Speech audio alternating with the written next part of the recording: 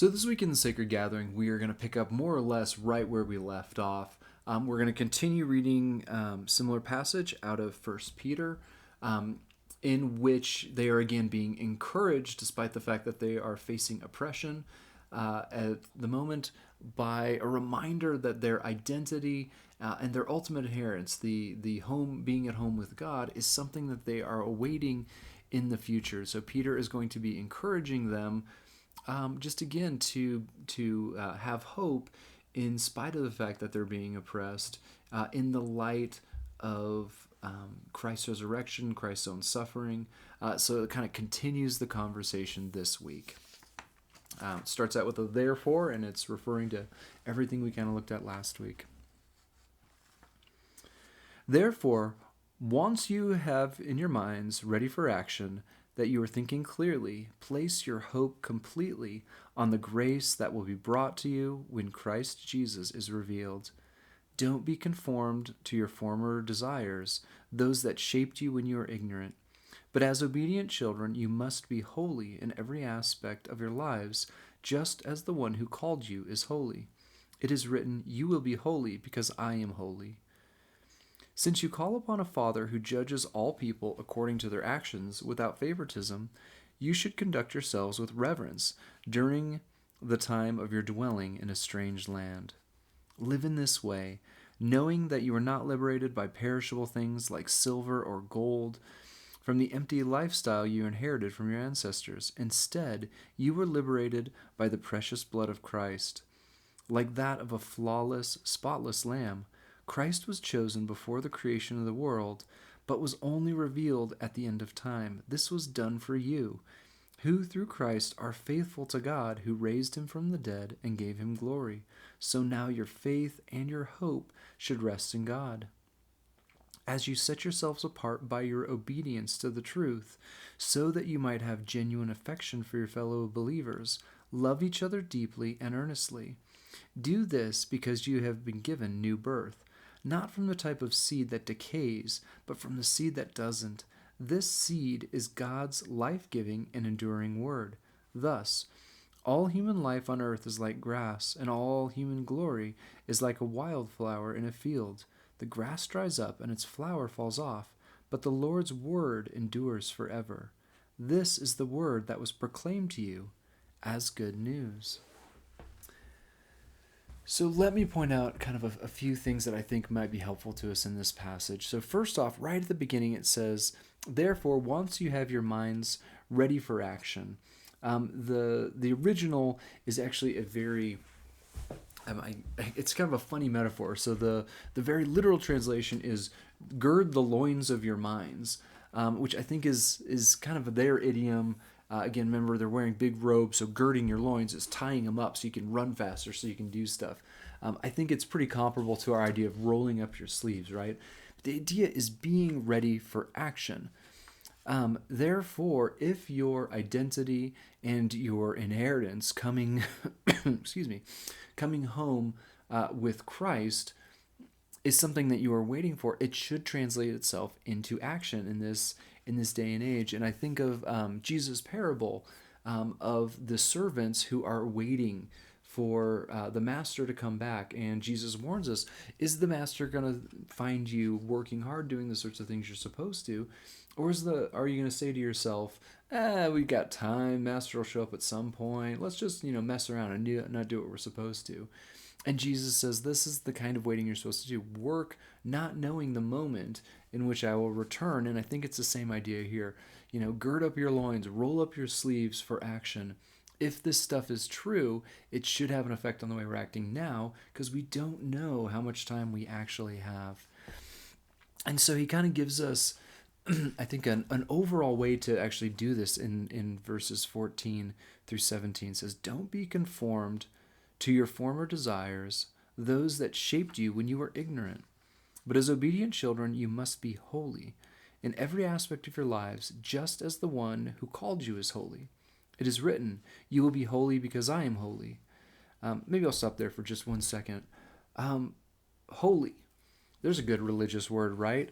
I think the way it tends to be used the connotations the word holy has for us in English and in this kind of American culture are ones that are not particularly helpful. The idea of holy is not actually a particularly religious idea, and it's also not one that involves, I think, some of the kind of ranking and the connotation that we have nowadays. So, holy, I think, for a lot of people has to do with like moral superiority, right? Like, oh, they're so holy, they think they're better than everyone else. Or on the more positive side, like, hey, we're holy, so we shouldn't be into that sort of thing. Um, there's also kind of a connotation that many people have that it's like some kind of a an essence or some kind of like a spiritual energy of some kind. You can see this in kind of the more magical views when in the older world when people would like try to steal pieces of communion, right, to protect themselves as like a charm from bad luck. But we still see it when people talk about, well, that's a holy place, or there, that's, we must treat the Bible with respect because it's holy. It's going to harm us in some way if we don't treat it correctly. And I don't think either of these connotations, whether that's of like moral superiority and ranking, or this like, I don't know, some kind of a magical charge something has, really has much to do with the way the Bible describes holiness. The root itself is different or unique or other. It's just not like everything else. It's rare or something like this. And so, keep the Sabbath holy. Keep that as a day that's different from the other ones. Keep the ones that is different or special, right? And so, if we are applying that to God, we're going to see that connotation in the Old Testament and in the New Testament is other, is unique to God. God is unique. God is other than the rest of the created world. He does not haunt the world. He's not a part of the world. He's not created, right? And so I think some of those other connotations of moral and things are there, but it's, I think, for us maybe a better translation of be holy is be godish, have godishness, I guess. Be like him, be like the master, value the same sorts of things that he values, look at the world the way it is. And I think um, this godishness is going to be, of course, the system of values. Value the things that God values, value the least, value everyone, treat others as more important as yourself as well, right? And there is going to be kind of an element of what we usually call morality, of doing things a certain way and not doing things another way.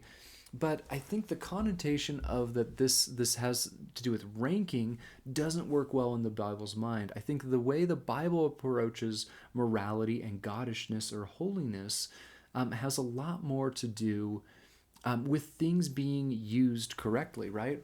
I was famous at one point when I first moved into the house I'm in now. It's an older house. We have a lot of like just screws that fall out of, doorknobs and that sort of thing. And I have to admit, I was a little famous for stripping screws because rather than walking all the way over to my toolbox and getting, a correct Phillips head screwdriver, I would just use my pocket knife. And it sort of worked. It sort of got it back into the groove, but a lot of the time I ended up just breaking the screws or stripping the screws, which gave myself a lot more work, right? And I think that's the mentality of what the Bible is often talking about morality. God designed things to be a certain way. Just like this little screw, it was designed to have a Phillips screwdriver go into it. It will spin better that way. The pressure is correct. It just works the way it was meant to when we're using the correct tool and doing things in the right way. God designed humanity to have certain relationships with one another. God designed humanity to have certain relationships with ourselves and with God and with the world around us and the animal kingdom, etc., right? And when we go against those, when we decide to be selfish, when we decide to prioritize things incorrectly, when we have the incorrect views of who and what we are and our own importance or our own unimportance, we are stripping those screws. We are doing damage. We are breaking things because we don't know the designer. We're not using things correctly. And so I think that's where the morality piece of it, godishness, does it does define our relationships among things in the sense of we need to be doing them the way that they were designed, the way they work best, not kind of whatever floats in our head. And I think that's a lot of the damage that sin is. We have a tendency to do things incorrectly, to cut corners, to prioritize the wrong things.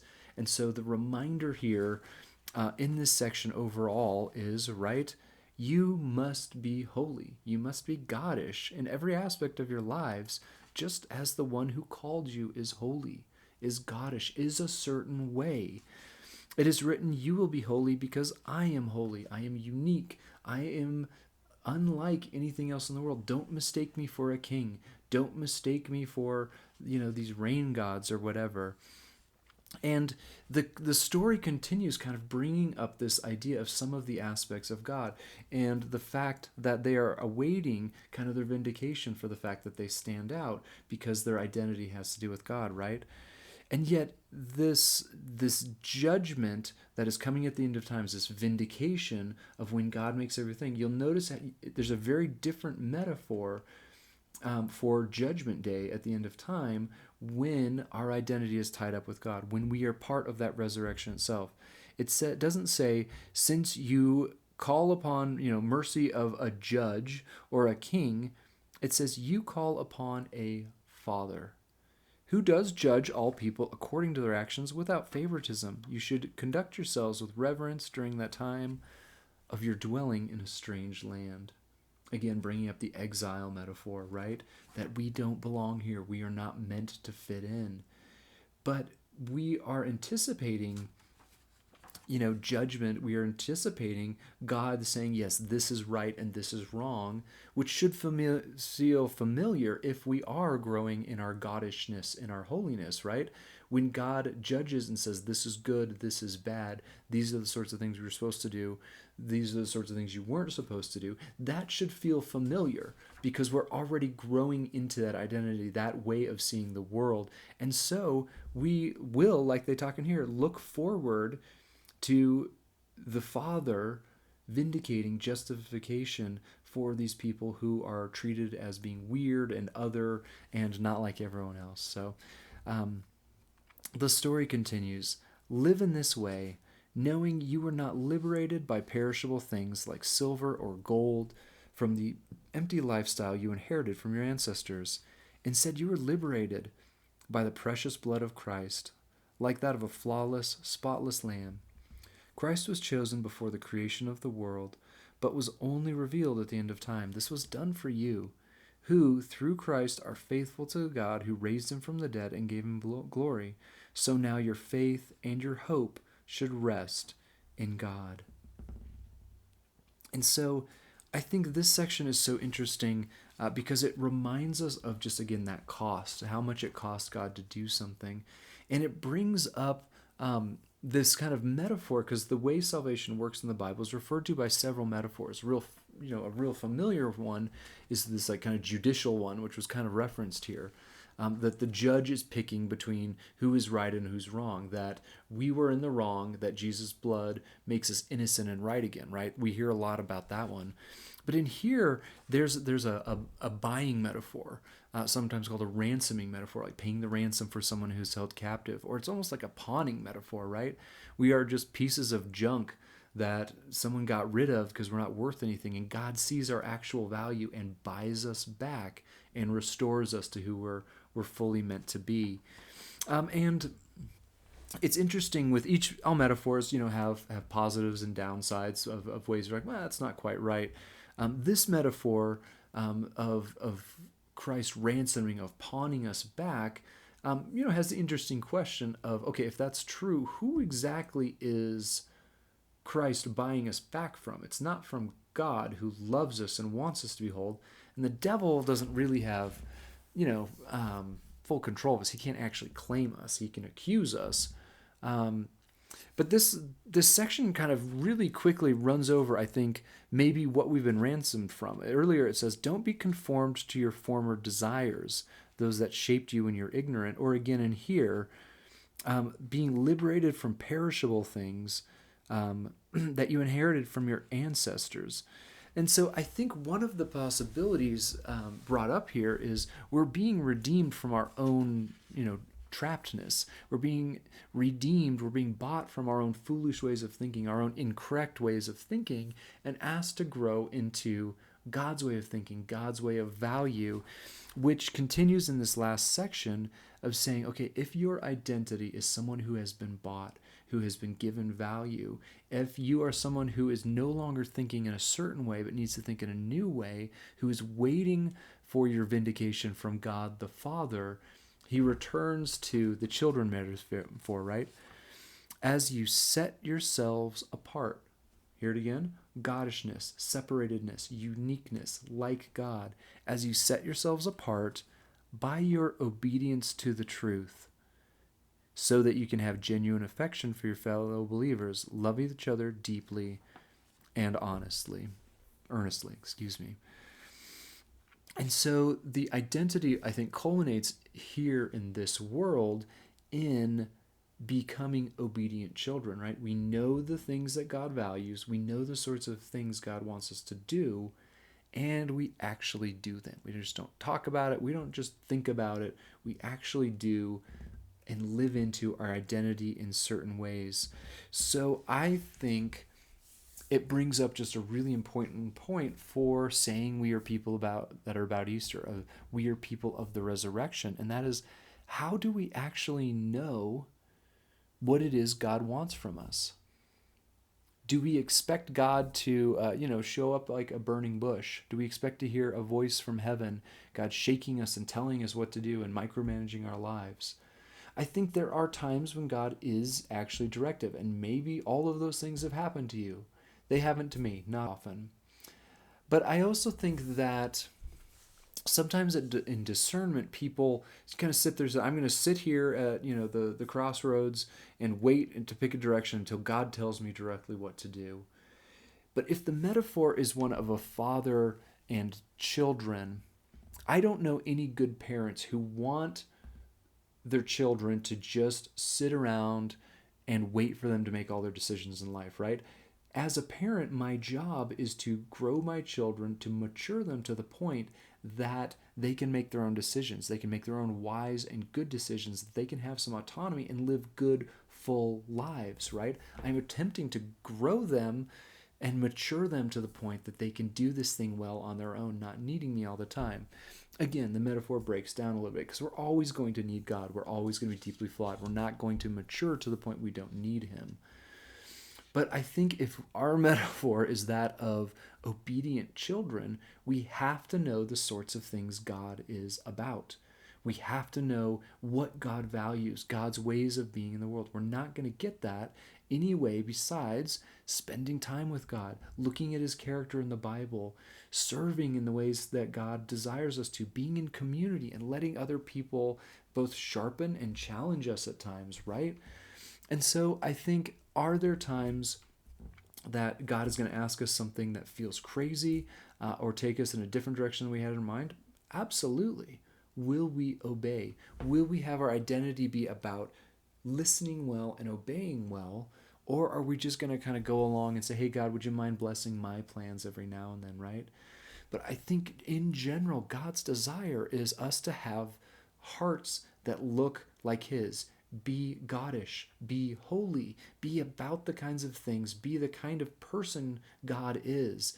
And when we do so, we don't need God to be directing us constantly.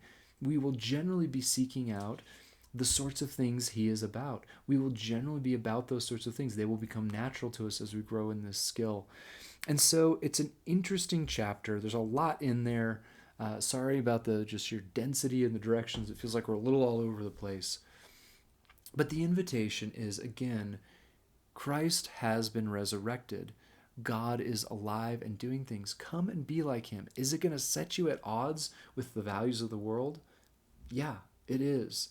But you can trust God that he knows what he's doing, that there is a vindication coming as we grow into his ways, that there is a full inheritance, a full home coming, this thing we are waiting for and trusting in, when the resurrection becomes full, when everyone gets to see it, when we're part of what God is up to in the world. So again, 1 Peter, there's a ton there, but I think a really encouraging reminder that we need to be different. We need to think differently. We need to think like God would have us think, even when it does put us at odds with the world. But even then, we can have hope because of what God is up to in the world, for how precious he believes we are and who he is helping us to become.